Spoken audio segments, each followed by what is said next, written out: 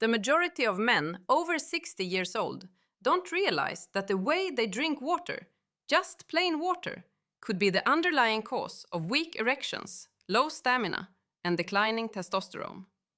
It sounds absurd, I know, how something so simple could lead to such significant problems. But after helping thousands of men over more than 25 years of clinical practice, I can confidently say the problem isn't always age, it's everyday habits. And one of the most overlooked habits is how and when you consume water. I'm Dr. Sandra Pereira, a physician graduated from USP, specializing in Nutrology from the Federal University of São Paulo, with more than 25 years of experience in men's health and a researcher in the Andrology department. I've treated men in their 60s, 70s, and 80s who arrived without hope, convinced that their best years were behind them. Time and again, I've seen how small adjustments, like changing the way they hydrate, can restore energy, performance, and confidence in ways they never imagined. And what if I told you that even mild dehydration can make your blood thicker, slow down circulation, reduce testosterone, and increase stress hormones, making it harder to achieve and maintain erections? What if the solution wasn't in a pill, but in a glass of water used the right way? In this video, I'll share 8 science-based secrets about water and erections that many older men wish they'd known years ago. These are the same tips I give my patients every day in my office in São Paulo. And toward the end, I'll reveal a little-known morning technique that takes just 7 seconds, and when combined with proper hydration, improves blood flow and bedroom performance. Keep watching. This could be the most important video you'll see this year. Before we start, if you really want to improve your health and regain your confidence, click the subscribe button and turn on the bell so you don't miss practical, evidence-based tips designed especially for men over 60. And if this video seems helpful, write 1 in the comments. If not, write 0, so I know how to help you better next time. I also want to know which state in Brazil you're watching from. Alright, let's get to the point. The first thing we need to talk about is blood flow, because without it, there's no erection. And what most men don't know is that blood is mostly composed of water. That means if you're even mildly dehydrated, your blood becomes thicker, slower, and harder to circulate. And when blood doesn't flow freely, especially to the areas that matter most, your ability to achieve and maintain a firm erection is directly affected. Let's break it down. Water is blood's best friend, and erections depend on blood. Let me tell you something I've learned after more than 2 decades listening to men behind closed doors. Men like you. The number 1 complaint I hear isn't always about testosterone or libido. It's Dr. Sandra Pereira. It doesn't work like it used to. And 9 out of 10 times, before checking hormones or medications, I ask one question. How much water are you really drinking? Most laugh. They say, I have coffee in the morning, maybe a soda at lunch, but water? Almost none. The truth is that an erection is a hydraulic event. It's about pressure. It requires blood to flow to the penis, fill the chambers, and stay there. But if the blood is too thick, too slow, or too heavy to move properly, that pressure is never generated. You might feel the desire, but physically, your body can't respond. Blood is composed of more than 90% water, so when you're not hydrated, even a little, your blood becomes more viscous. Your heart has to work harder to make the blood circulate. That means less delivery of oxygen and nutrients, and yes, less blood flow to the penis. And this isn't just my opinion. It's basic human physiology. One of my patients, Carlos, a 68-year-old retired professor, walked into my office in São Paulo with his head down and said, Dr. Sandra Pereira, it doesn't work anymore. I think I'm too old. He had accepted this as his new normal. But when reviewing his lifestyle, I noticed he was doing almost everything right except drinking water. He had no serious illnesses, wasn't taking problematic medications, just chronically dehydrated. I asked him to commit to a small change. Drink water throughout the day in a steady and intentional way. No rushed gulps, No chugging ice-cold bottles at once, just slow, continuous hydration. 2 weeks later, he came back smiling. "I don't know what changed," he said, "but it's working again." That's the power of proper hydration. It thins the blood, improves circulation, and supports all the mechanisms your body relies on for performance. And it doesn't take much, just consistency. Most men don't realize that even mild dehydration can reduce blood volume enough to make a difference. You don't feel thirsty, but your body is already slowing down. Erection strength weakens, recovery time increases, and confidence starts to fade, silently, little by little, over time. And there's more. Blood doesn't just carry oxygen, it also transports hormones, testosterone, nitric oxide, and essential nutrients that travel through the bloodstream to where they need to act. If that system doesn't flow smoothly, nothing works as it should. So, the next time you feel like your body is failing, don't jump to conclusions about aging. Ask yourself first, am I hydrated enough for my blood to do its job? This is just the beginning, because even if you're drinking enough water, there's something else that might be sabotaging your performance from the inside. And it's even more dangerous than poor blood flow. It has to do with a hormone every man needs, and what happens when the body enters survival mode. Dehydration silently reduces testosterone. I remember sitting across from Walter, a 72-year-old man, recently widowed and living alone in Rio de Janeiro. Sharp mind, clear eyes, but his energy was fading. He looked at me and said, "Dr. Sandra Pereira, I don't feel sick. I just don't feel like myself." There was no crisis, no obvious medical emergency, but something in him had dimmed, and he didn't know why. We talked. He wasn't taking important medications, did a bit of exercise, ate well, wasn't depressed, but felt apathetic, with little motivation and no real interest in intimacy. And behind it all, there was a silent fear. It's over for me. I ran his tests. Testosterone levels were below average. Not alarmingly low, but enough to explain why he felt dimmed. When I asked about water intake, he admitted, almost like a confession, probably not much, to be honest. And there it was. Most men don't realize that dehydration does much more than tire you out or make you thirsty. It puts your entire body into conservation mode.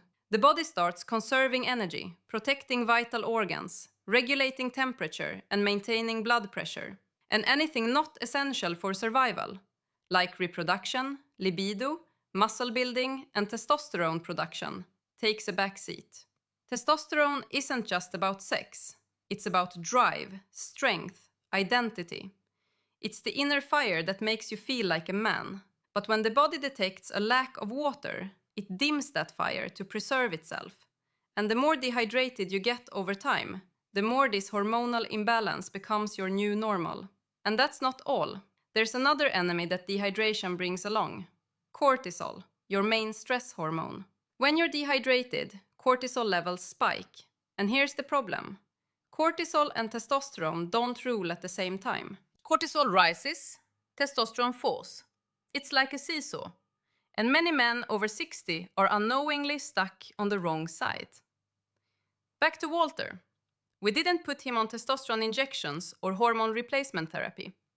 Instead, I proposed something much simpler, a hydration routine. He started drinking water first thing in the morning, carried a bottle with him all day, and took small, steady sips instead of waiting to feel thirsty. He avoided caffeine in the afternoon, steered clear of alcohol before bed, and started listening to his own body. 4 weeks later, he walked into the office with new vigor.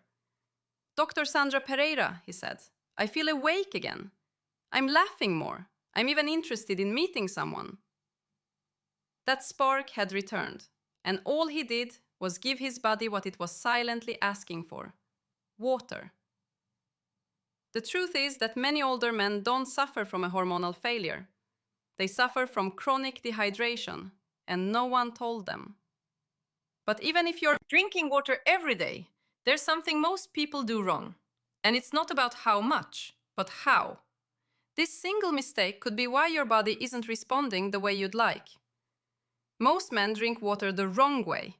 When I started telling men that the way they drink water affects their erections, to be honest, many laughed in my face. I'll never forget Miguel, a 67-year-old retired truck driver from Minas Gerais, a big, straightforward guy. He looked at me, laughed, and said, "Dr. Sandra Pereira, it's water. What should I do? Pray to it?" I smiled and replied, "No, Miguel, but you should respect it." Ah, that's where most go wrong. They think drinking water is as simple as grabbing a bottle when they feel thirsty. But the truth is, when thirst hits, your body is already dehydrated.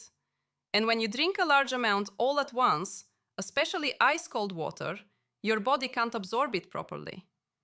Instead of hydrating the cells, that water passes quickly through the system, overloads the kidneys, and flushes out valuable minerals. It's like dumping a bucket of water on a dry sponge. It doesn't absorb, it just runs off the sides. The body prefers consistency. Small sips throughout the day. That way, it maintains blood volume, balances the nervous system, and keeps hormones in check. Even the way you position yourself makes a difference.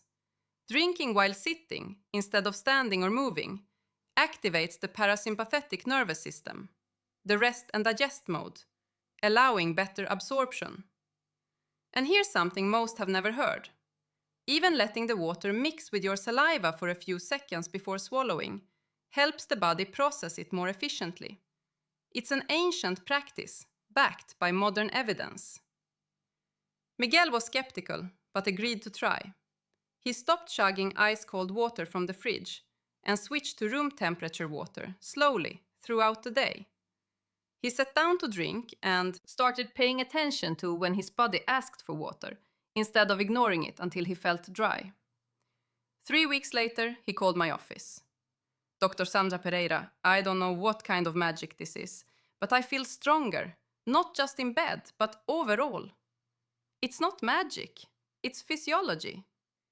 When you respect how your body wants to receive water, it rewards you with better circulation, more stable energy, clearer focus, and yes, firmer erections.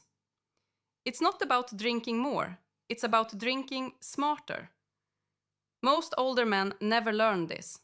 They assume hydration is just about quantity, but the quality of how you hydrate makes all the difference. Think of your body as a classic engine. You wouldn't flood it with gas all at once and expect it to run smoothly. You'd fuel it slowly with care and consistency. Your body is the same. And here's the trick. Even if you're drinking water the right way, you're probably still doing things during the day that cancel out much of the effort. Small habits that seem harmless but are pulling water from your system and sabotaging your progress. There's nothing more frustrating than doing the right thing and not seeing results. I see this all the time with my older patients, men who commit to drinking more water, changing habits, and really taking care of themselves, only to return weeks later saying, "Dr. Sandra Pereira, I feel a little better, but it's not what I expected." That's exactly what happened with Enrique, a 74-year-old retired pilot who followed my hydration advice to the letter. He took slow sips, avoided ice-cold water, drank while sitting, did everything I asked. But when he sat across from me at the follow-up appointment, he looked perplexed. "Dr. Sandra Pereira, I expected more." So, we examined the rest of his routine closely. We found small daily choices that seemed harmless, but were actually working against him. Like many, Enrique started his day with a strong cup of coffee. Later, he enjoyed a glass of wine with dinner. After eating a juicy orange or some slices of watermelon, he'd drink a big glass of water. None of this seemed like a problem until we looked through the lens of hydration. Caffeine and alcohol are diuretics. That means they draw water from the system, increasing urine production and leaving you more dehydrated than you realize. You might think you're replenishing with water, but if you drink it right after coffee or alcohol, you're just trying to catch up to something you never fully compensate for. Then there's the issue of timing. Drinking water immediately after eating water-rich fruits like oranges, grapes, or melons can dilute digestive enzymes and cause bloating. When that happens, the body becomes less efficient at absorbing nutrients and your water intake loses some of its benefit. Even something seemingly innocent, like drinking too much water too quickly, what we call overhydration, can flush out key minerals like sodium, magnesium, and potassium. These electrolytes are essential for nerve function, muscle contractions, and yes, for sexual response. Once Enrique understood, we made some subtle adjustments. He started spacing out his water intake more intentionally, drinking before meals instead of after fruits, cutting back a bit on coffee and wine, and adding a pinch of sea salt to his morning glass to help retain essential electrolytes. Within a few days, he told me, "Dr. Sandra Pereira, it's like my body finally got the message. I feel balanced. I feel like I'm working with my body, not against it." Sometimes, the solution isn't doing more. It's eliminating the subtleties that silently sabotage your efforts. When you remove those hidden mistakes, the benefits of hydration start working in your favor, almost like a switch being flicked inside you. Now, I want to share a simple 7-second morning habit. Works in harmony with proper hydration to unlock real, lasting performance. Over the years, I've come to believe that the first minutes of the day can shape everything. From energy to mindset to how the body functions, especially after 60. Those first moments matter more than ever. And while hydration is the foundation, there's a simple habit I share with my patients that takes everything to the next level. It takes just 7 seconds, and when done consistently, it can awaken something inside you that may have been dormant for years. Gilberto, one of my longtime patients, was 71 when he came to me. He followed the hydration plan religiously. Room temperature water spaced throughout the day, avoiding ice-cold drinks, steering clear of dehydration triggers, and it helped. His energy improved. His mood was brighter, but something was still missing. He said, "Dr. Sandra Pereira, I feel good, but not great. Like I'm almost there." That's when I taught him the 7-second morning trick.